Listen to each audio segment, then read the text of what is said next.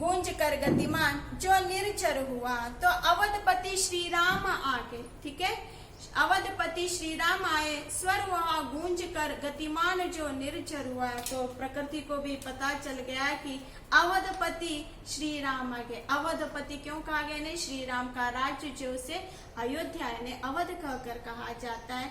तो प्रकृति को भी पता चल गया कि अवधपति राम जो है अब इस वन्य में आ चुके हैं, जिसमें गूंज कर गतिमान जो निर्जर हुआ। तो निर्जर भी बहने लगी है, आवाज में भी गतिमान वहां पर होने लगा है। राम की तद्राहटी कुछ और आया था, चल पड़ा अति शीघ्र गति से पूर्व पथ को यान।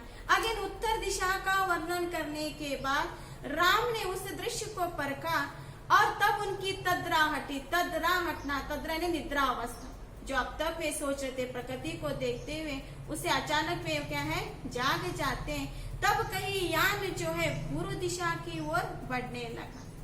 सात लक्ष्मण के पिता का मानकर आदेश, गए विश्वामित्र के संग है यही वह देश। फिर पूर्व दिशा की ओर जाने लगते हैं।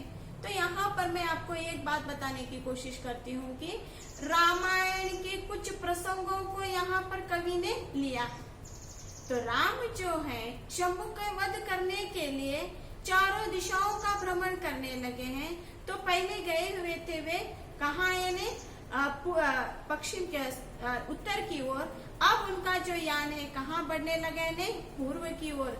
जब उत्तर में था तो तब उन्हें सीता का स्मरण आ चुका था, क्योंकि तब उनकी मिलन की बेला की याद वहां पर आने लगती है। तो थोड़ी देर के लिए विषय वे विस्मृत होकर फिर यान को आगे बढ़ाते हैं। आगे बढ़ाने के बाद उत्तर दिशा में जब आते हैं तो हिमगिरियों से ढका हुआ उस प्रदेश को परखने के बाद तब उनका यान पूर्व दिशा की ओर बढ़ने लगता है।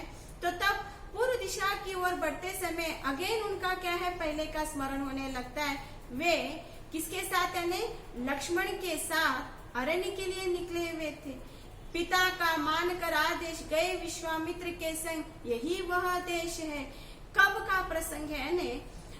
जब राक्षस लोग जो हैं जंगल वन में रहने वाले उन जो भी क्या है साधुओं की तपस्या को भंग कर रहे थे, तो उन राक्षसों का वध करने के लिए विश्वामित्र बहुत दुखी हो चुके थे।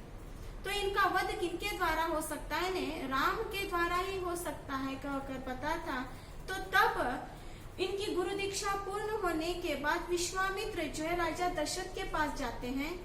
राजा दशरथ के पास जाकर उन्हें कहते हैं कि इस तरह से आपके अयोध्या नगरी के बाहर जो भी जंगल है वहां पर अपनी कुटिया बनाए हुए बसे हुए मुनिगण जो लोग हैं उनकी तपस्या को ये राक्षस लोग क्या है होने नहीं दे रहे। तो इन राक्षसों का वध करने के लिए मुझे आपके पुत्र की मदद तो होनी चाहिए कहकर विश्वामित्र जब याचना करते हैं तो उन सुकुमार बालकों को, क्योंकि अभी वे कैसे थे ने, किशोर अवस्था में थे, तो राजा दशरथ जो है अपने बेटे को भेजना नहीं चाहते थे, लेकिन विश्वामित्र की बात को भी वे टाल नहीं सकते थे। यानी मेरे बच्चों की पढ़ाई इतनी योग्य हो चुकी है कि वो राक्षसों का वध भी कर सकते हैं, क्यों न मैं इस योग्य कार्य के लिए अपने बेटों को विश्वामित्र के साथ भेज दूं कहकर। तो वो सिचुएशन यहाँ पर कवि ने लिया है। तो वो प्रसंग जो है राम को उस यान में बैठकर स्मरण होने लगा है। कैसे ने? सात लक्ष्मण के पिता का मानकर आदेश, गए विश्वामित्र के संग है यही वह देश। विश्वामित्र के साथ लक्ष्मण को लेकर राम इसी क्या है दिशा की ओर बढ़ चुके थे। यह वही नगरी है, यह वही क्या है प्रदेश है। थी यही बैठी कहीं धर कर शीला का रूप, मत रहा था मन अहल्या का विगत विद्रूप। तो हम लोग देखते हैं कि राम का जन्म जो है लोगों के उद्धार होने के लिए ही हो गया था, क्योंकि बिफोर यह सूचना मिल चुकी थी, जिसके कारण हम लोग गौतम ऋषि की पत्नी का भी एक प्रसंग को देखते हैं, जिसे शाप दिया गया था, जिसके कारण वो पत्थर बन चुकी थी। शिला बन जाना ने पत्थर बन जाना। तो शापग्रस्त होने के कारण उसे कहा गया था कि जब त्रेता युग में श्री राम का जन्म होगा तो उनके चरणों के स्पर्श से ही तुम्हारा उद्धार हो जाएगा कहकर अहिल्या को बताया गया था। तो वो वहां पर प्रसंग आने लगा।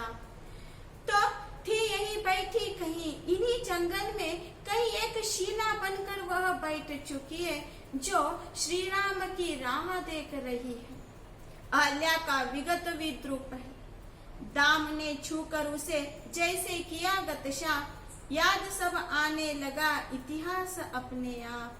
तो जैसे ही राम ने उस पत्थर को स्पर्श कर दिया तो अहिल्या का उद्धार वहां पर हो चुका। तो राम को यह सब कुछ याद आने लगा और अहिल्या को जो है गत याद वहां पर होने लगा। गत याद हो जाने ने स्मरण